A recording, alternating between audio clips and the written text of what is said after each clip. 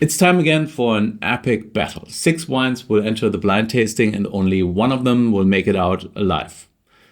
Well, actually, none of them will make it out alive in the end. The point of this tasting is to not judge a wine by its label, but by its quality in the glass, to see whether a bargain wine can outcompete a super premium one. All of the wines in front of me were selected by my team. They are made from the same grape variety or varieties, and they are probably from different parts of the world. I don't know what is inside those black bags, but I know that one bottle is much more expensive than all of the other ones.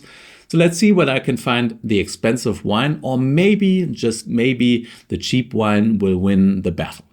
Let's taste. So let's start off with wine number 1, and it's always good to rinse out the glass before you pour the first wine. You wash out all of the soap and the dust, and well, you lose some wine in the process. So this is a pretty pale white wine. There are some golden reflexes there, but it is pale yellow, I would say. Putting my nose into it, I at least have the feeling that I already know what it might be. So this smells of passion fruit, of mango, a little bit of banana as well. And there's a touch of greenness. So grassy, slightly herbaceous notes. On the palate, it has a super fresh and lively acidity, grippy texture. Yeah, so it's a real good quality wine with good concentration and a lot of freshness. So do you know what I'm tasting? I think I know what I'm tasting. So the combo of intense fruit flavor with some exotic fruit character and the green herbaceousness kind of points to Sauvignon Blanc for me. So this is a really well-made wine. It feels like it's from a warmer climate, but it still maintains its freshness and liveliness. So I think this is pretty delicious. So I'm going to rate this 93 points. I think it's a really strong start. What I don't really know though is where it is from. For me, it doesn't feel like Loire Sauvignon, even though there are some that are also quite concentrated. But for me, this feels like it's from a warmer climate. I'm not sure yet. I'll get back to it. So let's move on to wine number 2, which is quite a bit paler even in color. This is fairly typical for Sauvignon Blanc. Sauvignon tends to be pale in color. Unless it is fermented or matured in oak, then it gets a little bit more golden. But this doesn't look like it was. Okay, this is again very Sauvignon-esque, but more towards the green side of things. I get flavors of lemon and lime. There's again this green herbaceousness, which is quite well integrated into the fruit, but this definitely feels a little bit less profound. The green herbaceous notes are associated with a flavor compound called methoxypyrazines. They actually build up in the berries of Sauvignon Blanc, but also of other grape varieties. And if they don't get a lot of sunlight and heat, the berries, they tend to keep that. So if you have a green herbaceous wine, it probably is from a cooler climate, whereas if that flavor turns towards the more exotic fruit character that Sauvignon can also bring, it's probably from a warmer region. As a winemaker, you can, however, mix unripe berries with really ripe berries, and then you get this mix of green herbaceousness and really exotic fruit flavor that, for example, New Zealand is well known for. So this wine actually feels a little bit softer on the palate. The acidity is not as strong. It also feels like there's a little bit of residual sugar there. It's quite round, a little bit, well, definitely not at the same quality level as the previous wine. So I think this is a solid entry-level Sauvignon Blanc, but I don't think it's really great. I would say that it's probably from a cooler climate. It could be from the Loire. It could be from northern Italy or Austria. It could also be from Germany. New World Sauvignons tend to be a little bit more on the nose, so they either have really intense grassy notes or really intense exotic fruit flavor, and this one doesn't have either. Due to the slight residual sugar and the softness on the palate, I would actually say this is maybe from Germany. Could be from the Pfalz, for example, where there's quite a lot of Sauvignon production. So good stuff, but not really great. I'm going to rate this 86 points. I think lots of people will enjoy this, but it definitely doesn't have a lot of depth and length. So let's move on to wine number 3, which comes in a heavy bottle. It's a bit more golden in color, so you can see that it's a little bit more dark. And it definitely shows some oak on the nose, which is not uncommon for Sauvignon Blanc. However, most Sauvignons are unoaked, but there's a small share of fairly high quality Sauvignons that are oaked. In Bordeaux, this is common practice for a long time. In California, they started it with Robert Mondavi, who introduced the style of Fumé Blanc. In New Zealand, they are also now making oaked Sauvignon Blanc, and even in Germany, there are some producers who do it. This feels a little bit more refined. I mean, the fruit flavor is dialed down. There's a little bit of grapefruit character coming through, but not super intense. The greenness doesn't really feature here, but you have those caramel and roasted notes that you get from fermentation and or maturation in oak. On the palate, it has a lot of structure and grip, slight bitterness. The alcohol is moderate to high, and the acidity is not as pronounced as in some of the previous wines. So this feels definitely like a more rich, more Burgundian style of Sauvignon. I'm not really sure that if I would have just tasted this wine blind, I would have gone for Sauvignon, because it doesn't really shout Sauvignon at you. So where could this be from? I don't think it's from Bordeaux because, well, of the bottle shape, first of all, but also those wines tend to be a little bit riper, a little bit more exotic in fruit. It could be from California. Napa would be an option there, but it could also be a really high-end Sauvignon Blanc from the Loire, from Sancerre or Puy-Fumé, where some producers dabble in that style as well. It's tricky. I'm going to say Napa or the Loire, like Sancerre or Puy-Fumé. It's a bit weird, but nowadays those regions, Sancerre and Puy-Fumé, also produce wines with 14.5% alcohol that tend to be quite rich and concentrated. So it's not as easy as it used to be to distinguish between Napa Sauvignon Blanc and Centre-Loire Sauvignon Blanc. So I'm just going to say Sancerre here, but I'm definitely not sure about it. So no matter where this wine is from, it's really high quality, and I'm going to rate it 92 points. Wine number 4. So again, more of a light colored Sauvignon with a more familiar aroma as well. So here we have blackcurrant flavors, a little bit of red currant. There is some apple character, a little bit of that green herbaceousness coming through. So more typical for Sauvignon. So on the palate, this is juicy and rich and quite delicious. I mean, this is more concentrated and powerful, but it shows quite a lot of Sauvignon identity, and I like it. So this feels like an old world style from a warmer part of Europe. It has this intense, clear, bright Sauvignon character on the nose, but it also shows quite a lot of body on the palate, a little less acidity, so it feels a little bit more round and rich. So this points for me to northern Italy or Austria, where the Sauvignon styles tend to be a little bit bolder, a little richer. Yeah, so this could be Südsteiermark Sauvignon, and I think it's really well made. I'm going to rate this 90 points. I think it's delicious, but it doesn't have the same tension as some of the previous wines. So here we go, wine number 5. Very pale in color. So this is really complex in flavor. This has lots of intensity, but it's more herbaceous. There's a little bit of minty character coming through as well. It's quite fascinating. Lots of acidity, very intense, precise acidity, good concentration and body. It's a little harsh, but actually really, really fascinating. All right, this is definitely a very interesting wine. It's not like a standard Sauvignon style. It's a bit wilder, a bit different. For me, it feels kind of like it's from a cooler climate in the New World, a little rougher, just very different. So that could be, in my opinion, Chile, South Africa, Australia, New Zealand.